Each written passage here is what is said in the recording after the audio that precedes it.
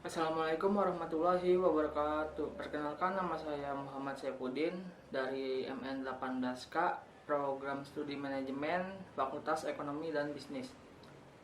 Di sini saya akan mempresentasikan hasil kerja praktek saya selama 3 bulan di PT Giri Cilik Sejahtera dengan judul Proses Perekrutan dan Seleksi Karyawan di Masa Pandemi COVID-19 pada PT Giri Cilik Sejahtera. Langsung kita mulai pembahasan. Ya, latar belakang kerja praktek atau KP adalah salah satu mata kuliah wajib pada program studi berupa kegiatan penempatan praktek kerja mahasiswa untuk memberi wawasan mengenai penerapan pengetahuan pada dunia usaha atau kerja. Mahasiswa mempraktekkan kemampuan dan pengetahuannya dalam menganalisis permasalahan terkait bidang ilmu program studi yang terjadi di dunia kerja. Mahasiswa dituntut untuk mengembangkan diri, mengembangkan inovasi, keilmuan berbasis teknologi dan berkontribusi dalam membantu pemecahan masalah di perusahaan. Saya selaku mahasiswa Fakultas Ekonomi dan Bisnis Program Studi Manajemen Universitas Buana Perjuangan Karawang tahun 2018 memilih PT Giri Cilik Sejahtera sebagai tempat kerja praktek saya. Oke, lanjut. Sejarah perusahaan. Awal mula berjalan perusahaan ini berkaitan antara pihak owner Bapak Mukhtar Kusuma yang mencoba-coba peruntungan di dunia usaha distribusi barang berupa makanan ringan dan sembako, yaitu dengan mempercayakan sales motoris di rumah beliau. Seiring dengan berjalannya waktu, usaha tersebut semakin lama semakin membesar dan pasar pun mulai mengenal dan memperhitungkan keberadaannya. Kemudian berjalannya usaha dan bertambahnya kapasitas personal serta unit divisi, beliau makin serius untuk memberikan tempat dan pelayanan terbaik, yaitu dengan membangun kantor PT Giri Cilik Sejahtera yang berkedudukan di Jalan Raya Pebayuran nomor 55, Desa Kedung Waringin, Kecamatan Kedung Waringin, Kabupaten Bekasi, Jawa Barat. Profil perusahaan. Nama perusahaan PT Giri Cilik Sejahtera, tanggal berdiri 2017, alamat Jalan Raya Pebayuran nomor 55 Kedung Waringin, Kecamatan Kedung Waringin, Bekasi, Jawa Barat. Jenis perusahaan dagang. Lanjut. Manajemen. Menurut Amirullah mengatakan bahwa manajemen merupakan suatu proses khas yang terdiri dari tindakan-tindakan perencanaan, pengorganisasian, penggerakan, dan pengendalian yang dilakukan untuk menentukan serta mencapai sasaran-sasaran yang telah ditentukan melalui pemanfaatan sumber daya manusia dan sumber-sumber lainnya. Berdasarkan pengertian manajemen di atas, maka dapat dibuat sintesa bahwa manajemen adalah suatu proses yang terdiri dari tindakan seperti perencanaan, pengorganisasian, penempatan, pengarahan, dan pengendalian, di mana di dalamnya terdapat pemberian perintah dan pengawasan terhadap sumber daya manusia dan alam yang dilakukan untuk menentukan serta mencapai sasaran-sasaran yang telah ditentukan. Manajemen sumber daya manusia. Menurut Basir Bartos, manajemen sumber daya manusia adalah mengembangkan manusia agar secara efektif dapat terintegrasikan ke dalam berbagai organisasi yang diperlukan oleh suatu masyarakat. Manusia dalam hal ini harus dipandang sebagai kekayaan utama atau aset. Organisasi yang harus dikelola dengan baik dan memanfaatkan secara produktif. Berdasarkan pengertian manajemen di atas, maka dapat dibuat sintesa bahwa manajemen sumber daya manusia adalah proses pendayagunaan manusia sebagai tenaga kerja secara manusiawi agar semua potensi fisik yang dimilikinya berfungsi maksimal untuk mencapai tujuan seperti perencanaan, pengorganisasian, pengkoordinasian, pelaksanaan, dan pengawasan agar mencapai suatu tujuan perusahaan. Rekrutmen. Menurut Noat Al pada buku Perencanaan Manajemen Sumber Daya Manusia tahun 2000 halaman 104. Rekrutmen didefinisikan sebagai pelaksana atau aktivitas organisasi awal dengan tujuan untuk mengidentifikasi dan mencari tenaga kerja yang potensial. Seleksi.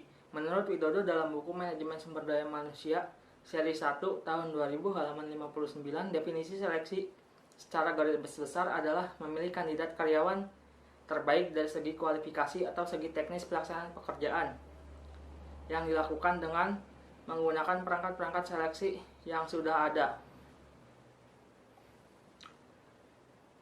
Tujuan dari KP yang dilakukan oleh mahasiswa adalah membangun mahasiswa yang siap dalam menghadapi permasalahan dan tantangan di dunia usaha atau kerja, serta memiliki kemampuan dalam menganalisis permasalahan dalam lingkup teknologi, mendapatkan pengetahuan dan pengalaman sesuai dengan disiplin ilmu di lingkungan kerja sebenarnya sehingga mampu memberikan umpan balik berupa perkembangan keilmuan di dalamnya, mendapatkan data-data yang diangkat menjadi masalah untuk disusun dalam proposal tugas akhir. Metode yang digunakan adalah metode library research dan deskriptif, di mana saya mengumpulkan informasi yang didapat dari sumber buku, artikel, karangan ilmiah, ensiklopedia, sumber elektronik, ataupun sumber cetak lainnya. Kemudian, dengan observasi dan pengamatan di tempat kerja, praktek sumber informasi yang dicari disesuaikan dengan topik dan pembahasan masalah yang sedang diteliti oleh penulis yang digambarkan dengan teks.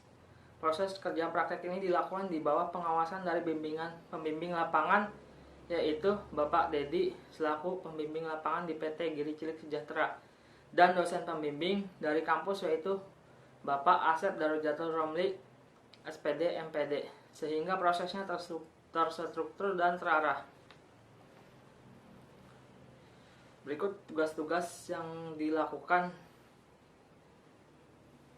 Berikut uraian pelaksanaan kerja praktek, yaitu menginput data faktur dan surat jalan, membuat data faktur dan surat jalan, menginput data tagihan customer, membuat surat tagihan, menyortir surat tagihan berdasarkan data sales.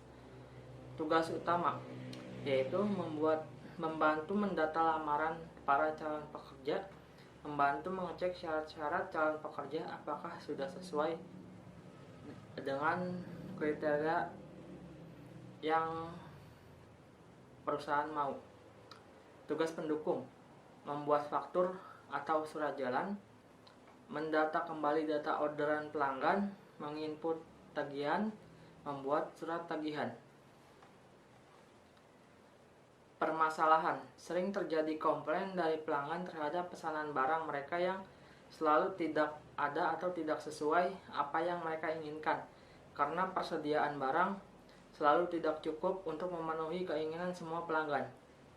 Solusinya yaitu menyikapi apa yang dipermasalahkan semua pelanggan, dan agar permasalahan tersebut tidak sering terulang, maka sebaiknya pihak perusahaan harus selalu menyediakan barang-barang yang memenuhi target permintaan pelanggan.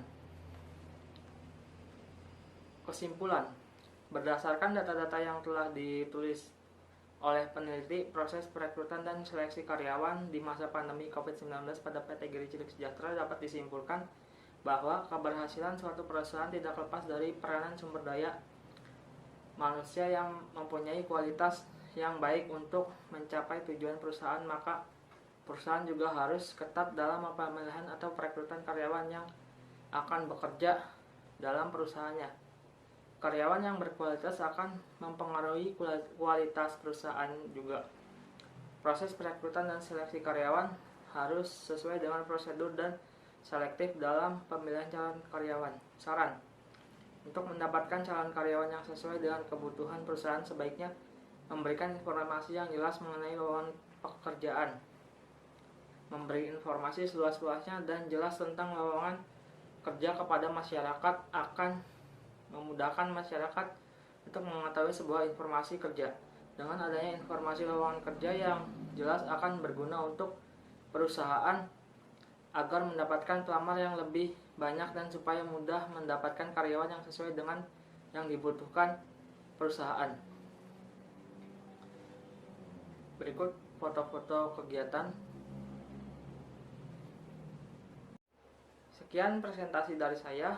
Apabila ada penyampaian yang kurang begitu jelas, mohon dimaafkan. Terima kasih. Wassalamualaikum warahmatullahi wabarakatuh.